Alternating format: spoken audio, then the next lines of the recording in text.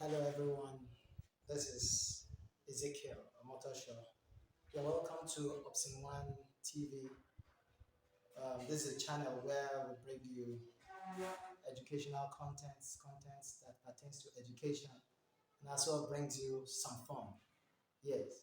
Uh, Please, this channel, we want you to please endeavor to subscribe to our channel and like our videos, and as well tap on the notification bells and get notified promptly as soon as we upload newer videos. All right, you're welcome. Today we are looking on at a topic in mathematics referred to as the perimeter of regular and irregular shapes. This particular topic is basically for GSS1 students. It's just like a revision class where we'll be talking about perimeter, which they have actually, which GSS1 students have actually learned from their primary school days. But today we want to make the students understand better the true meaning of perimeter. Because I believe that once you understand the meaning of perimeter of a shape, then you can easily determine the value of the perimeter of any shape, regardless of what formula is expected to be used, whether you know it or you don't know it. All that matters is when you understand the definition, you can very well be able to determine or measure the perimeter of any plane shape given to you. All right. Um, on the board, we can see the definition. So we are going to start by defining what perimeter is. On the board, we have perimeter is the outside boundary or edge of a plane shape. The outside boundary or edge of a plane shape. That is what we refer to as perimeter. Okay, what do we mean? If we have any shape, for example, let me just take out this paper for you to see. You can see this paper that I'm holding on the board. Now, this paper, of course, if I ask you what shape does this paper have, I believe that all of you will agree with me that this is a rectangle. Okay. Now, if we are asked what do you mean by the perimeter of this paper? The perimeter of this paper refers to the outer boundary, the outside boundary or edge of this particular paper. Where is now the outside boundary of this paper? You can see from here to through to this place, downwards, and then to this other edge here, and to this other vertex here, and then up here, back to the vertex we started from. Yeah, those are that is the boundary of this particular paper. All right. So if we are asked to calculate or determine the perimeter of this shape, all that is required of us is to get our ruler or tape measure or measuring tape or whatever we call it, and we use it to measure the size of this vertex to this vertex. That is, we are talking about this edge now. To measure this edge, we take note of the value. We measure this edge, we take note of the value. We measure this edge, we take note of the value. And then we measure this edge, we take note of the value. All these values are what we add together to give us the perimeter of that particular shape. All right, that is what is required of us to do for any shape that we are required to determine its perimeter. Okay, sometimes we can be given some very funny shapes and be asked to determine their perimeter as well. It is just a task that we have to do by just getting our rulers then, or measuring tape or what have you, to do the measurements, and then we are okay with whatever measurements we are looking for. I mean, that means that gives us the perimeter of the shape we are actually determining. All right, let us proceed to looking at some examples on the board. I want to give us a shape now on the board. Maybe let me give it an instance of a right. Here is an example for us. Determine the perimeter of the rectangle below. This is a plane shape, a rectangle. We are asked to determine its perimeter, just the way it is. Okay, what do? We were not initially given any value of any of its sides that can help us to just determine its perimeter. So what we are going to do now is for us to actually do the measurement by ourselves, do the measurement of the edges according to the definition. Perimeter is the outside boundary or edge of a plane shape. So all the edges are going to be measured for this perimeter, for this rectangle. We're going to measure all the edges and then we add them together. That gives us the value of our perimeter. A rectangle, as we know, has four edges. Four edges.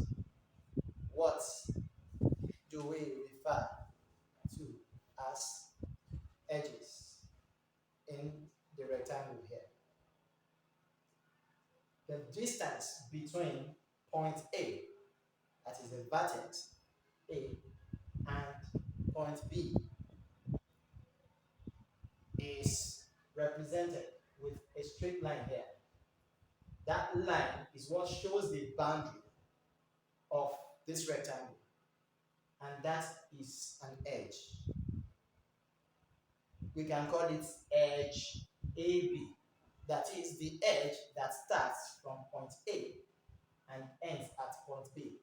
That is edge AB. Okay, now we have another edge here that starts from point B and ends at point C. Then we call that edge BC. Okay, some people will say line AB and line BC. That is correct. Okay, all those lines refer to the edge in this case. All right, now another edge is the edge that starts from point C and ends at point D. That's what we call edge CD.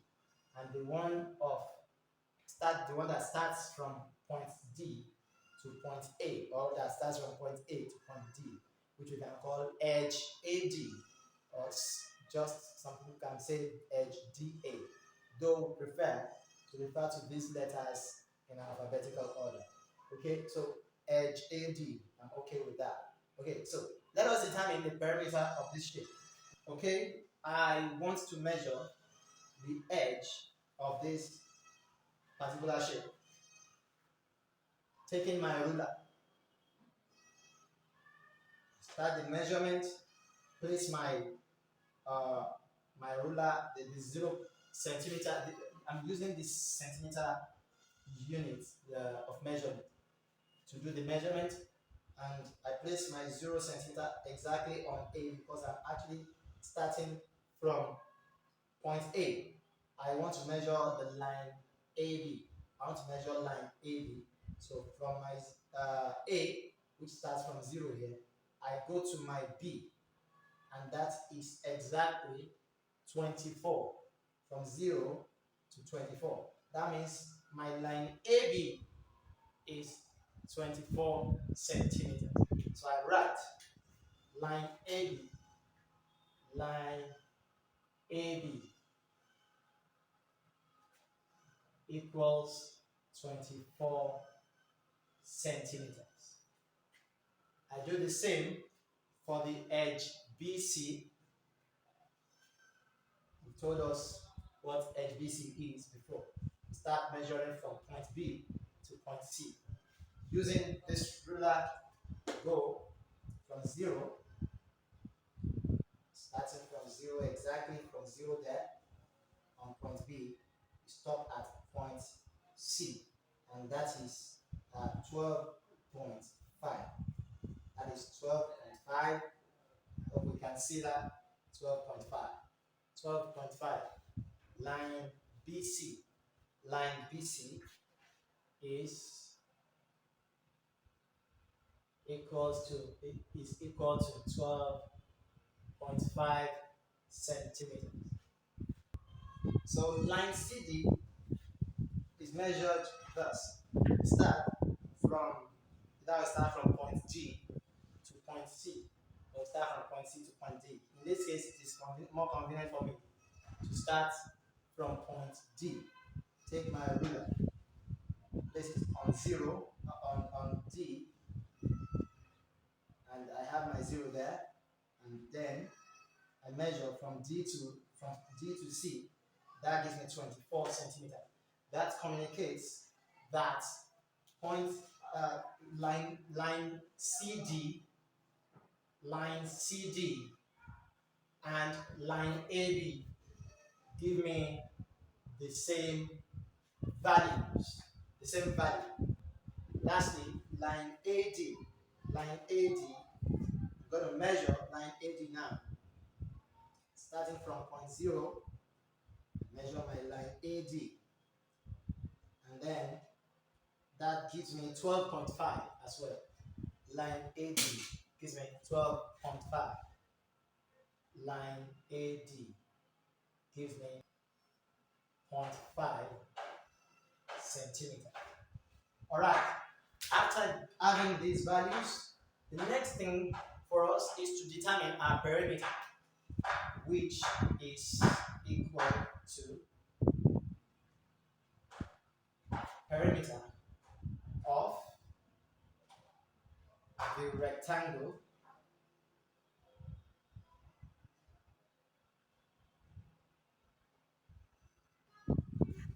line AB plus line BC plus line CD plus line AD. Okay, those are the edges that we obtain from the rectangle given us. Right, to determine the perimeter of that rectangle, we just slot in the values we have gotten from each edge of that rectangle. From line AB, we have 24 centimeters plus 12.5 centimeters. That's for BC. And then plus CD, that's 24 centimeters as well. Then 12.5 centimeters for AD. Okay, so if we are adding all this together, we are obtaining 73 centimeters. So that is how to obtain the perimeter of a shape. Just an example. Okay, we can have any other shape, any type of shape that we are given. All that is required of us is to be with our measuring tape or ruler to do the measurement of each edge on that shape. Adding all those edges, the value of those edges together gives us the perimeter of the shape in question. Okay, here is another example. Find in centimeters the perimeter of an isosceles triangle whose two equal sides measure 15 centimeters each, and the third side measuring 8 centimeters. I want to believe that we know what an isosceles triangle is. An isosceles triangle is that type of triangle having two of its three sides being equal in length. Okay, So, and here they have stated for us that those two sides that are equal in length measure 15 centimeters each. All right.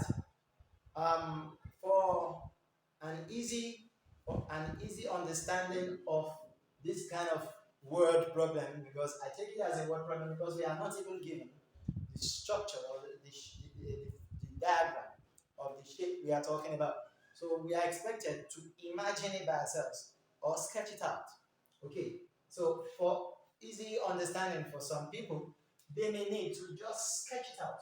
Sketch uh, a kind of an isosceles triangle out, whereby you'll be able to identify the parts that are equal in length.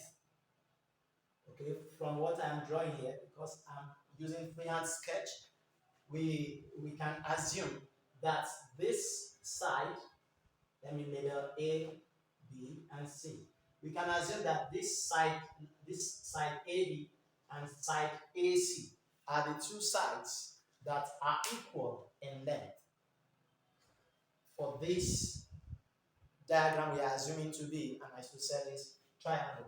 Okay, from this question, they are telling us that the two sides that are equal are 15 centimeters each. That communicates that if we carry our ruler to measure the actual length of line AB, we should get 15 centimeters. And then the actual length of line AC should also be 15 centimeters. And then the third side is 8 centimeters. That's line BC now. Okay, don't forget, this is just a rough sketch for an easy understanding for those who might find it difficult interpreting this question easily. All right, for some of us, we might just not care about this and we just go straight to the calculation. Why? Because we can readily imagine how an isosceles triangle looks like.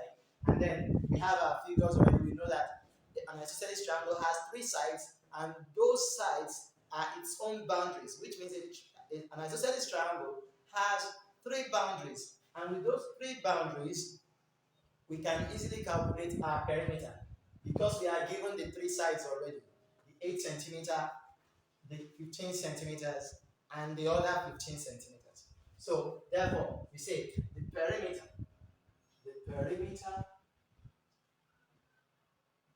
of the isosceles triangle, the isosceles triangle will be equal to the first side, which is 15 centimeters, plus the other side that is equal with it, 15 centimeters, plus now the third side, which is 8 centimeters. Now, so we have 38 centimeters as the perimeter of the isosceles triangle. That is another example for the perimeter, determining the perimeter of a plane shape. All right. After all examples that we have checked, I want to engage you, my viewers, to practice these questions as assignment. Look at New General Mathematics for Junior Secondary Schools, Book 1, the exercise 13A there, because chapter 13 itself talks about perimeter of regular and irregular shapes. So every question under exercise 13A would help to improve our understanding on what we have explained so far. Okay, so this is where we call it a day concerning this particular topic. Next time, we'll be looking at some other things as regards maybe determining the perimeter using a formula. Okay, till then, please do once again, like and subscribe to our channel. As you do so, may God bless you. All right. Enjoy the rest of your day.